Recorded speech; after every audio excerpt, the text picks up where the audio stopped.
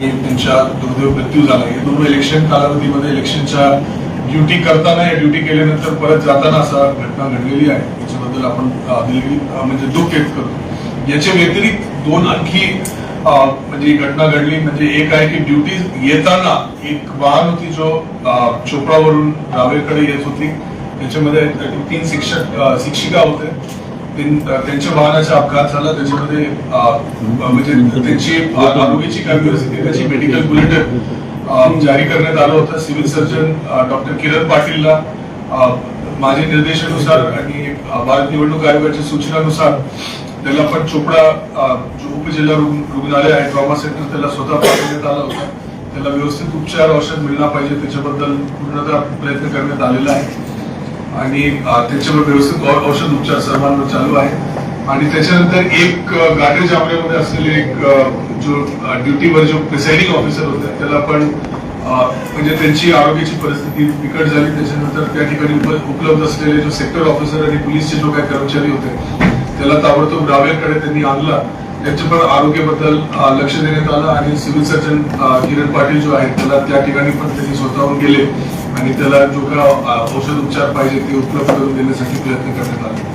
आपण देवांना प्रार्थना करतो की हे दोन जो लोक आहेत त्याला व्यवस्थित हे सगळे लोक जो लोक आहेत त्यांचे आरोग्य व्यवस्थित बरं व्हावा आणि ज्या लोकांची मृत्यू झाली दुर्दैव मृत्यू झाली त्याच्याबद्दल आपण शोक आणि भावपूर्ण श्रद्धांजली जिल्हा प्रशासनाच्या वतीने व्यक्त करतो. याच्यानंतर मी एक छोटं सादरीकरण करणार आहे. सर्वप्रथम याच्या संदर्भात एक फोटो टर्न फुल स्क्रीन करता ठीक आहे. कंट्रोल एल कर कंट्रोल फुल स्क्रीन कंट्रोल एल व्यू में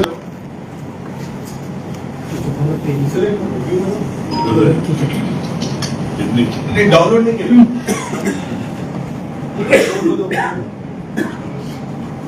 कंट्रोल फुल स्क्रीन झाला. चलो याच्यामध्ये आपण बघू शकतो की नेमकी मतदान किती झालेलं आहे. पूर्ण जळगाव जिल्ह्यामध्ये 36,36,78,112 एवढे मतदार आहेत. त्याच्यामध्ये 18,88,989 पुरुष आहेत. 17,88,989 79 महिला मतदार आहेत. महिला आणि पुरुषचा जो रेशिओ आहे 144 आपल्याकडे तृतीय पंथीचे मतदार आहेत. महिला आणि पुरुषचा जो रेशिओ आहे त्या रेशिओ मध्ये 36 लाख म्हणजे 947 आहे.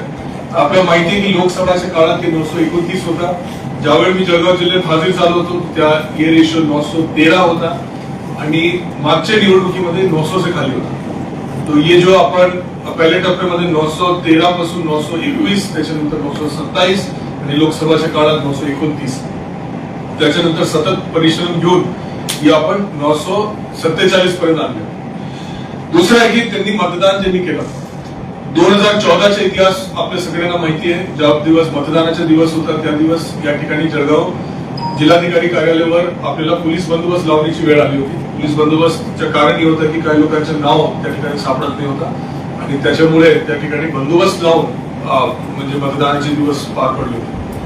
2019 मध्ये पण तक्रारांची संख्या होती. 2024च्या लोकसभामध्ये पूर्ण जळगाव जिल्ह्यामध्ये असे 19 तक्रार होते. 19 ज्याच्यामध्ये असं सांगितलं फोन आले होते या मेसेज आले होते की स्थानिक प्रिसाइडिंग ऑफिसरला तक्रार होती की माझं नाव सापडत नाही. कल्चर रेटमध्ये फोन तक्रार या ऑन रेकॉर्ड जो काही तक्रार आले नाव सापडत नाही ते 0 आणि त्याचं मूळ कारण आहे की 1,43,000 नावाचं ऍडिशन केलं. 4,01,000 एपिक कार्ड आपण हे केलं. ऍड्रेस मध्ये सुधारणा केली. मतदार आपलं नाव कसं शोधता येईल त्याची जनजागृती वाढवली. वोटर हेल्प डेस्क आपण विभिन्न बाजारपेठ वगैरे मध्ये टाकलं. या सगळ्याचा हे परिणाम आहे की मतदान यादीमध्ये जो काही सुधारणा झाली त्याच्यामुळे फार मोठा आपल्याला फायदा झाला. 1,43,000 जे नाव वाढले त्याच्यामध्ये ऑलमोस्ट 25,000 नाव आपण कमी पण केले.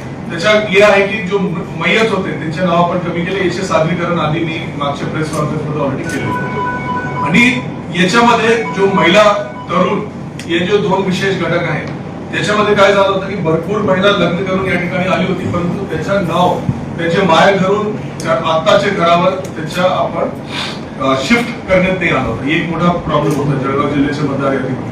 त्याची सुधारणा मागच्या 6-8 महिन्यामध्ये जो झालेला आहे त्याचा परिणाम आपण सगळेजण बघतो. आता शेवटी मतदान किती लोकांनी केलं?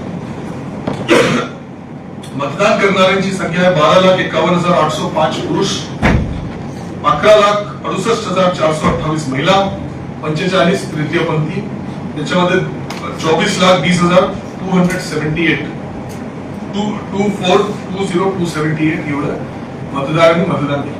आता याच्या संख्यामध्ये पोस्टल बॅलेट ऍड होला, ठीक आहे, आणि प्लस मायनस जो आहे ते जो असतो ते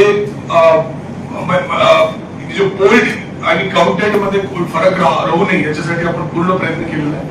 प्रत्येक काउंटिंग पोलिंग सेंटर मध्ये आपण 17C ची एक कॉपी जो हे असतो ते आपण सगळे लोकांना, सगळे जो कॅन्डिडेटचे जो असणार आहे एजंट त्याला आपण उपलब्ध करून दिलेला आहे. 1-2 म्हणजे अगर कुठल्याही ठिकाणी कोणाचे फोन आलाय, मेसेज आला की मला नाही मिळालाय, माझे एजंट 6 वाजता पोहोचू शकले नाही आणि हे इमिडिएटली त्याला कॉपी आणि ईमेल पाठवण्याची आपण डीपीओच्या चेंबर हे आपण व्यवस्थितपणे केलं. या संदर्भात परत कुठलीही तक्रार नाहीये. पर्सेंटेज प्रमाणे अगर आपण पाहिला तो पुरुषांची पर्सेंटेज 66.27 आहे आणि महिलांची पर्सेंटेज 65.31 आहे आणि याच्यामध्ये 0.95चा फरक आहे. या गोष्टी अत्यंत आनंददायी आहे. मी आपल्याला सांगतो की आपण लोकसभामध्ये डिफरन्स पाहिला तर ते जवळपास 2% होता. विधानसभा 19 आणि लोकसभा 19चा पाहिला तर ते काही मतदारसंघात 5% पर्यंत होता, भुसावळ आणि जळगाव शहर. परंतु यावेळी जो आहे ते जो आहे 1% से कमी झालेलं आहे. आणि यदि आपण चोपडाचं पाहिला, चोपडा मतदारसंघ मध्ये जो डिफरन्स आहे पुरुष आणि महिला ते म्हणजे अगदी म्हणजे नियर झिरो आहे, म्हणजे 1,000 कुछ आहे. अगर आपण पाहिलं तर हे डिफरन्स बऱ्यापैकी कमी करण्यात आलेलं आहे. मोठा काम या क्षेत्रामध्ये सीटचा आपण आता सरकार केला. पुढे 2019ला किती होतं दिलं ना, पुढे ही वाला स्लाइड बघा. आता 2019 विधानसभा, 2024 लोकसभा, 2024 विधानसभा.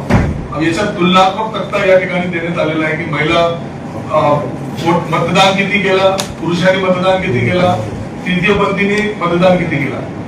तृतीयपंथी त्या काळात 16नी मतदान केला, यावेळी 45 तृतीयपंथींनी मतदान केलं. तसेच महिला पुरुष 11,17,000 मतदान केलं, यावेळी आपण बघू शकतो की 12 लाख मतदान केलं. मागच्या वेळी 9,86,000 मतदान केलं, यावेळी 11 लाख महिलांनी मतदान केलं. 24 लाख वर्सेस पुढे एक मी डिफरन्स झाला. यदि आपण पुरुषांचे मतदानाची तुलना अगर आपण 19चे इलेक्शनशी केलं तर 1,34,000 पुरुषांनी जास्त मतदान केलं.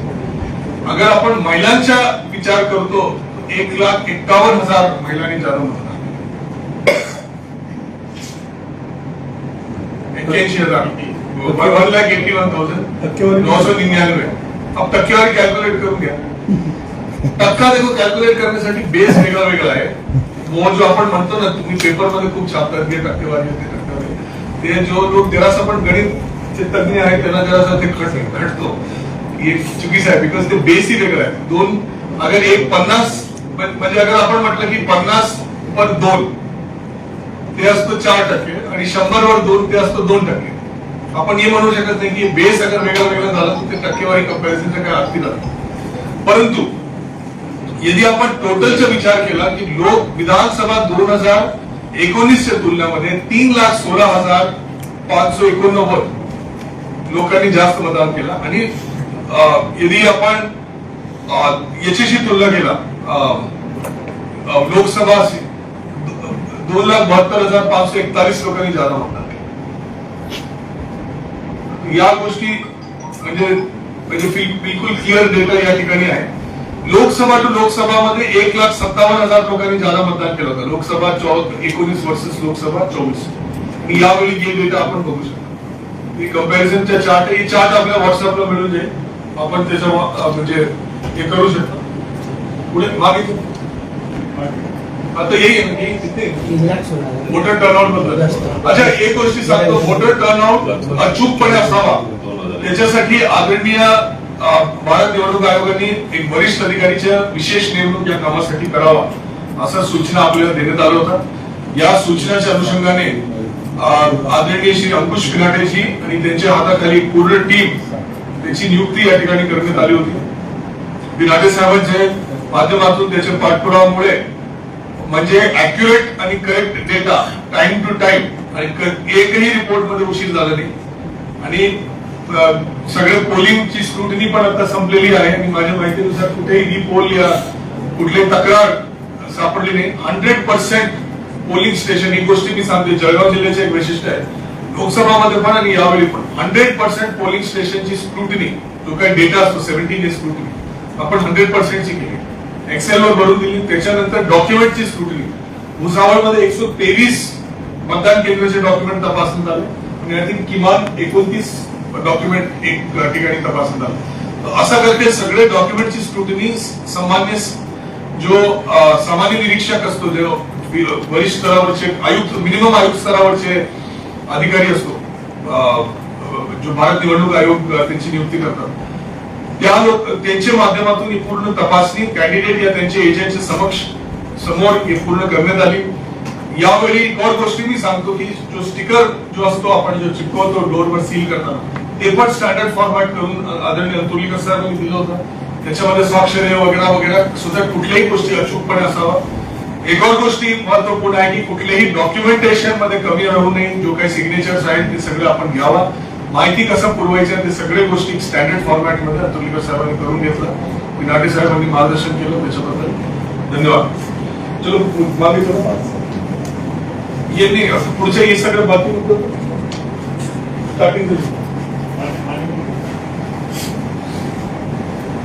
ओपन